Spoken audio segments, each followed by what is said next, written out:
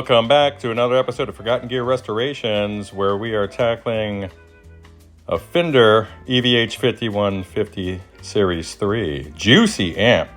This one's blowing fuses. Why? Let's find out. Vaughn, top of the morning to you. As Gain Week continues here at Forgotten Gear Restorations, I have your Fender EVH 5150 Series 3. And you have a blown fuse. So we'll get to the bottom of that right away. And I believe I'm the first person to come back here in a long time. She is hurting, buddy. Just in the way. All right, can we agree there's an improvement there? I think so. Check out the back. I've gone and cleaned and retensioned the sockets. Looking good. All right, Vaughn, we're back inside the chassis of your 5153, and there's a problem. This is with the new set of output tubes in. The inboard tube is not conducting, so that would be this guy right here. So we'll find out what's up. Something's missing. We'll see what that is. I do see something that looks a little charred there, so stand by. Okay, Vaughn, so you have a destroyed screen resistor. One of your shorted power tubes had taken out one of the screens. So here's one side of it. That's nice. Then the other side is not so nice. So you're looking at a failed screen grid resistor, and I'll pop you off and show it to you. It's this guy right here in the center of the shot. It must have taken some hit. Let's look at these guys. So no wonder it's not conducting. Vaughn, there's your new guy. I just reinstalled the printed circuit board there. There's your new guy. The other guy's still right on point. Let's see if she fires up. Okay, so I've got you pointed down in the bottom of the chassis cradle at the 2 meters, one for each tube. And I'm really glad that I decided to use the second meter as well, because I always try to see if the tubes are well matched or if the circuit is still really within spec. I want to keep the numbers as closely matched as possible. So let's apply power and see if we can get that plate current to show its little face there on the right hand meter. I'm going to try again because they're in. There we go. So if we start seeing the plate voltage come down simultaneously, yep. So that means current's being drawn. There's an inverse relationship. Nice. Yes, sir. And that background hum is gone because we have that common mode rejection at play. And that push-pull pair. Nice.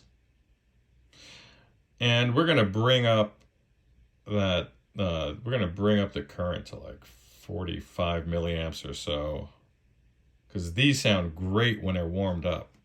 Let me take a peek and reference some calculations to make sure I'm not just spitting out nonsense. All right, so I think 39 will do it. Putting it up to 45 will be a little too close to the safest maximum allowed. Not allowed, but the safest maximum.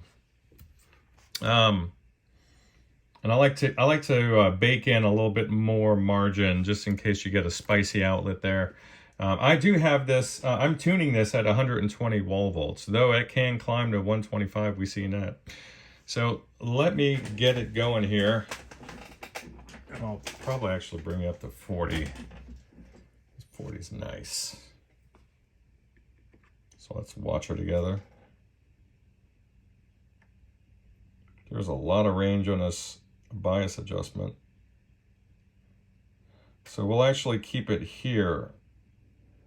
And we'll adjust it according to the hottest tube. Sorry about that. Interrupted again. A day full of interruptions. What are you going to do, right? So there it is. Let's see. Let's see what your tubes are up to. Your pots are all nice. Right? Yeah.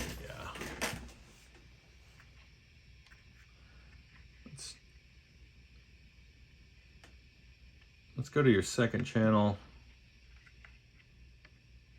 I'll put everything on 50% actually.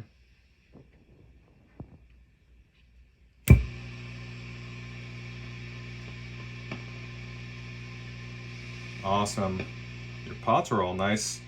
I was really thinking that you would have some issues given the volume of dust on the surface of the chassis, which was on the surface of the chassis, no longer.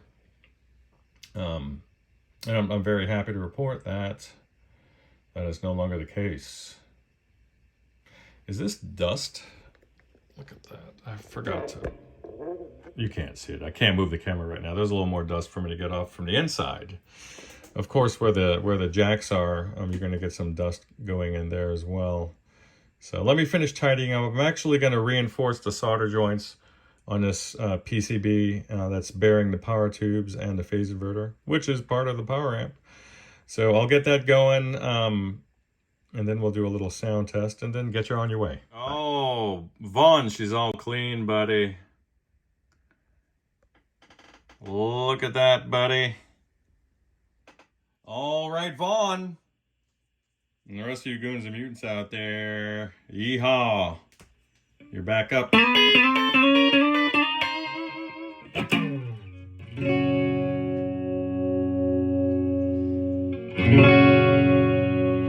Sounds good.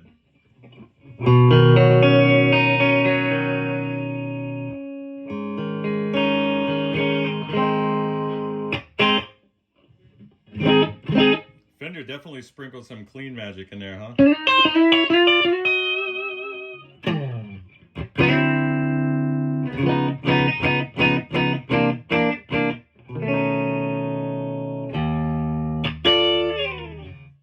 Very nice.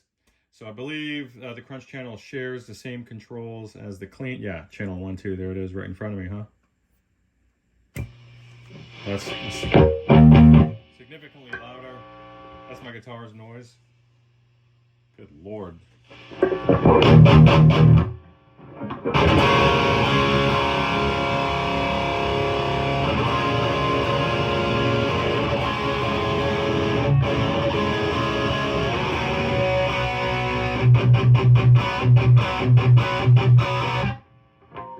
Wow, that's percussive.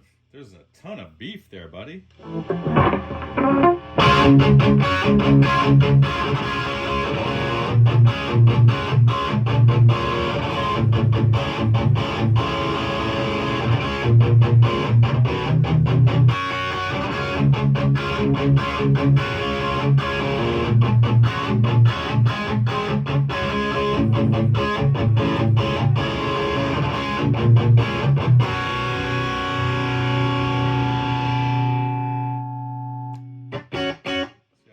With a neck pickup. Nice.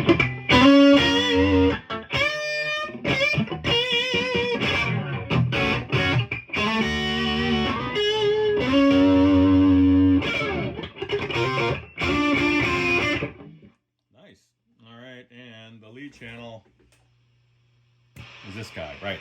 Okay. Wow, that's so much gain, even on half.